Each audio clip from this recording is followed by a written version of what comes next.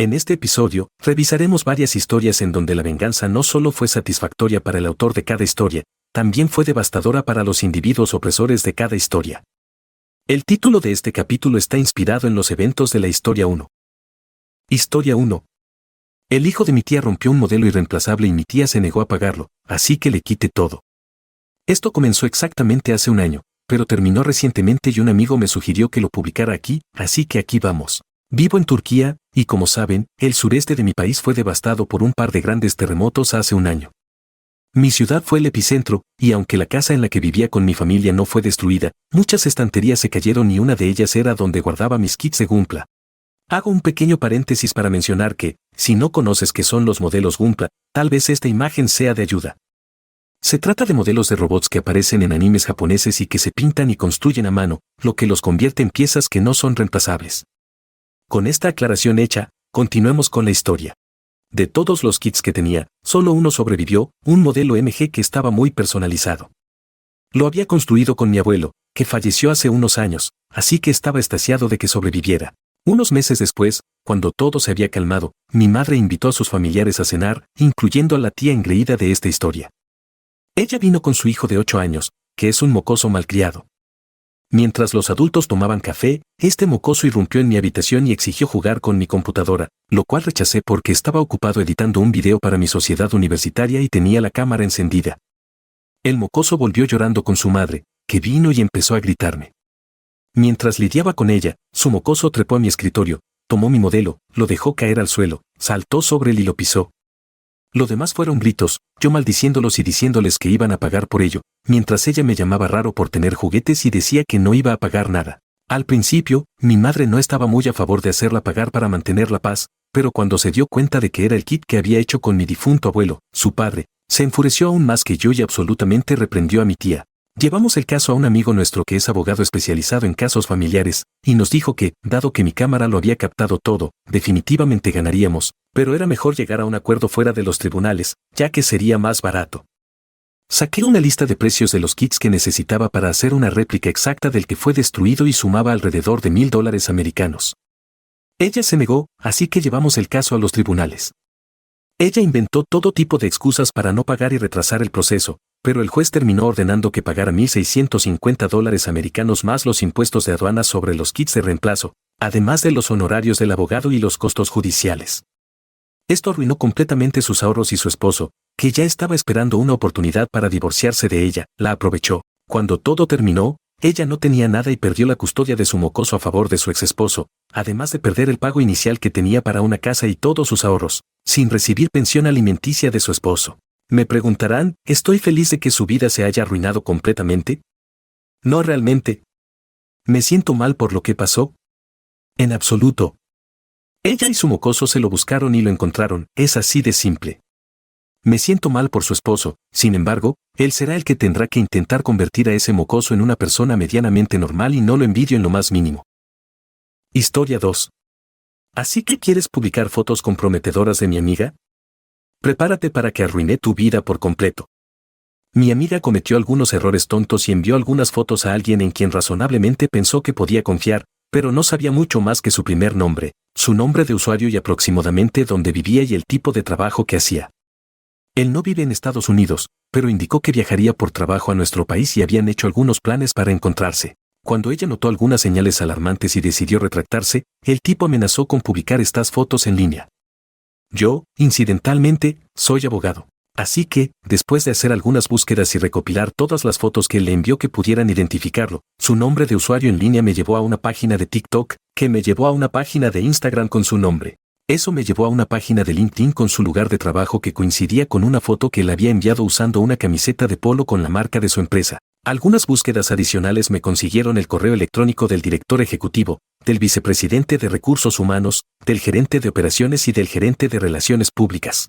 Envié un correo electrónico en nombre de mi clienta con capturas de pantalla del amenazando con pornografía vengativa, fragmentos de la conversación que mostraban ese nombre de usuario mientras enviaba esa foto exacta de él usando la camiseta de la empresa, enlaces que demostraban cómo sabía que era él, junto con fotos que le envió de su motocicleta con la matrícula visible, como prueba adicional de que era él.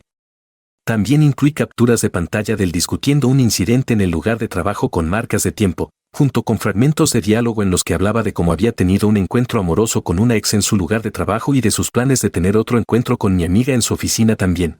También incluye una foto que le envió mostrando su laptop de trabajo con todo su calendario de Outlook, junto con información confidencial, que envió para probar que estaba ocupado, junto con otras fotos que tomó en su lugar de trabajo con empleados no consentidos. Además, informé a su empleador que enviaré toda esta información a las autoridades locales de su país y, dado que le indicó que viajaría a los Estados Unidos pronto, también enviaré esto a la oficina local del FBI, ya que, dado que mi clienta es ciudadana estadounidense en suelo estadounidense, estas amenazas constituyen un delito federal. De modo que, si continuaban con su empleo y con sus planes de enviarlo a los Estados Unidos por trabajo, me aseguraré, en nombre de mi clienta, de que la ley federal esté esperando por él a su llegada. Lo cual haré, ya que uno de los asistentes del fiscal de los Estados Unidos de esta región fue un compañero mío durante la escuela de leyes. Dado que tengo su número de matrícula, sé dónde vive, y mañana contactaré a las autoridades locales. ¿Pensaste que podías esconderte tras el anonimato y amenazar a mi amiga? Me tomó 45 minutos destruir tu vida. Actualización 1, apenas 12 horas después. Antes de entrar en la actualización, quiero aclarar algunas cosas de mi publicación original, principalmente sobre el contacto con el empleador y el por qué. Algunos cuestionaron la veracidad de la historia. Aunque toda la historia es cierta, algunos detalles fueron omitidos por varias razones. Había más información en nuestra posesión que identificaba positivamente a esta persona. Entonces, ¿un abogado realmente contactaría a su empleador, como algunos afirmaron que no se haría? La respuesta es, depende. No hice lo que hice en nombre de un cliente que me contrató. Lo hice como un amigo para ayudar a una amiga. Y como su amigo, que también es abogado especializado en derecho laboral y de empleo, sabía exactamente cómo manejar esto. Y aquí está la cuestión. Desde el principio, estaba absolutamente consciente de que la amenaza de pornografía vengativa no llegaría a ningún lado con su empleador. Incluso si pudiera demostrar claramente cómo la persona con este nombre de usuario era de hecho esta persona que trabaja en esta empresa, todo lo que teníamos eran capturas de pantalla. Si solo se trataba de la amenaza de pornografía vengativa, cualquier empleador diría, bueno, gracias por informarnos, pero incluso si aceptamos que nuestro empleado usa este nombre de usuario, y ni confirmamos ni negamos que alguien con ese nombre trabaje aquí, no tenemos pruebas de esto, esta es solo una captura de pantalla supuesta de una conversación supuesta que podría ser fácilmente editada y manipulada. Por favor, siéntase libre de llevar esto a las autoridades locales y tenga la seguridad de que, si se nos solicita, cooperaremos plenamente con cualquier investigación policial, pero no tenemos más comentarios en este momento. Y sé que eso es lo que dirían porque eso es exactamente lo que yo diría. Una captura de pantalla supuesta de una conversación supuesta que fue supuestamente enviada bajo un nombre de usuario supuesto que supuestamente es uno de nuestros empleados. Lo que sea, amigo, llama a la policía si te preocupa, responderemos honestamente si vienen a nosotros. El problema no era la amenaza de pornografía vengativa, era la foto del contenido del portátil del trabajo, porque eso no puede ser falsificado. No hay manera de que ella o yo creáramos una imagen falsa de la información propietaria real en su computadora de trabajo a menos que la enviara. No hay manera de que ella o yo tuviéramos en nuestra posesión imágenes tomadas de sus compañeros de trabajo sin su consentimiento a menos que las enviara. La prueba aquí no era que esta persona infringiera la ley. Es que envió fotos de empleados y propiedades de la empresa que absolutamente podrían ser usados por su departamento de informática para verificar, sin dejar espacio a dudas, que la computadora en las fotografías era definitivamente su computadora portátil. Eso es lo que lo despediría, así que aconsejé a mi amiga que no lo bloqueara, que se sentara y esperara y no respondiera a nada, pero que dejara que él se hundiera más. Y él cayó en nuestra trampa y respondió. Actualización 2, finalmente ha sido despedido. Así que, con la prueba definitiva de que la persona en la conversación en línea es de hecho esta persona, enviaremos todo a las autoridades locales de su país, junto con su número de matrícula. Con esa información, ellos serán más que capaces de obtener la dirección de su domicilio y de proceder penalmente en su contra. Historia 3. Estudiante intentó hacer que me despidan. Espero que disfrutes la indigencia. Era profesor adjunto en una universidad. Por alguna razón, una de las estudiantes no parecía tenerme aprecio y trató de que me despidieran haciendo falsas acusaciones de que la había tocado inapropiadamente y acariciado su cabello. No tomé esto a la ligera, podría haber sido despedido y podrían haberme imputado cargos criminales. Este estudiante tenía una beca que requería que mantuviera una asistencia mínima, nuestra universidad también requiere una asistencia mínima para aprobar una materia. Querías que me despidieran, pero se te olvidó que dos personas pueden jugar el mismo juego, ¿verdad?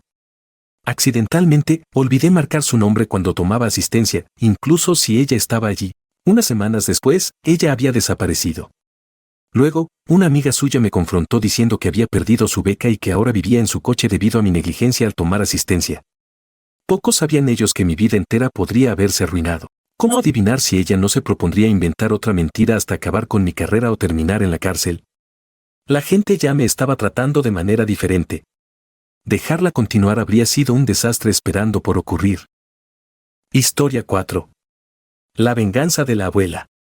Tuve que escribir esto de inmediato porque es lo más asombroso que he oído en mi vida. Estaba visitando a mis abuelos para celebrar varios cumpleaños veraniegos juntos, pero cuando llegué a su casa, el terreno de al lado estaba completamente vacío. No había piedras, ni base, ni escombros, solo un césped ligeramente crecido.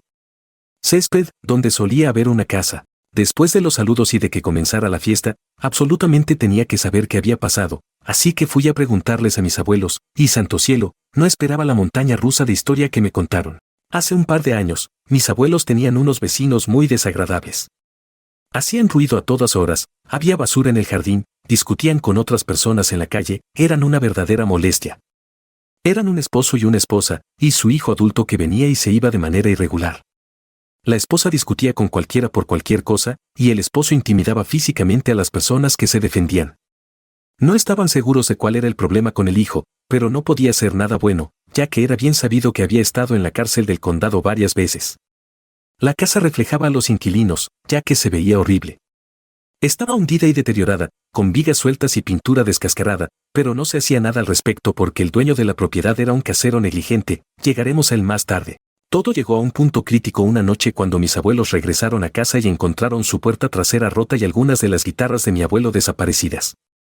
Ahora, mi abuelo ama la música y ha estado cantando y tocando toda su vida, así que es seguro decir que esas guitarras no solo eran muy memorables para él, sino también muy caras. Por supuesto, fueron a la policía, y después de investigar, descubrieron que el hijo había vendido las guitarras en una casa de empeño o en algún lugar similar. Desafortunadamente, no pudieron recuperar las guitarras, pero creo que mis abuelos fueron bastante compensados ya que las guitarras estaban aseguradas. Hoy aprendí que las guitarras tienen seguro. Dado lo caras que eran las guitarras, el robo fue absolutamente un delito grave y el hijo volvió a terminar en la cárcel. Después de eso, los vecinos comenzaron a acosar a mis abuelos a través de la cerca o en su porche, lo que significaba que les resultaba difícil incluso sentarse afuera. Les llamaban nombres ofensivos, arrojaban basura sobre la cerca, y el esposo seguía tratando de intimidarlos físicamente. Ahora, aunque mi abuelo es un tipo muy tranquilo y relajado, mi abuela no tolera a nadie, especialmente a idiotas como estos. Así que, ¿qué hizo ella? Consiguió que la casa fuera condenada. Realmente fue fácil para ella hacerlo. Llamó a las autoridades locales y vinieron a hacer una inspección, aunque estaba claro desde el exterior de la casa que no se había mantenido adecuadamente durante mucho tiempo. Una llamada llevó a más llamadas, y la propiedad fue declarada inhabitable, lo que obligó a los vecinos groseros a mudarse. No estoy seguro de qué les pasó ni a dónde fueron, pero supuestamente el casero negligente les puso en un hotel cercano hasta que la casa pudiera ser arreglada. Ahora entra en escena el casero negligente. Por supuesto, sus inquilinos le dijeron quién había denunciado la casa, así que, obviamente, estaba molesto con mis abuelos. En lugar de arreglar la casa, se volvió agresivo el primer día que estuvo allí, gritando a mis abuelos sobre cómo eran idiotas por denunciarlo y cómo les había costado mucho dinero y que iba a demandarlos, y bla bla bla. Llegó al punto en que los vecinos de enfrente llamaron a la policía local para que vinieran a calmar la situación, lo cual hicieron. Pasaron unas semanas y mi abuela no había visto al casero negligente ni a nadie alrededor para arreglar la casa. Como no es una persona que deje pasar las cosas fácilmente, mi abuela comenzó a hacer llamadas frecuentes a varios servicios, denunciando la casa y su falta de progreso. Cada vez, el camión del casero aparecía por un día y luego se iba sin cambiar nada. Mi abuelo dijo que bloqueaba su entrada, pero como se quedaban en casa la mayor parte del tiempo, no era un problema mayor. Mi abuela no estaba de acuerdo. Finalmente, mi abuela se quejó tanto que los funcionarios vinieron y condenaron la casa para su demolición. Esto tuvo dos efectos principales.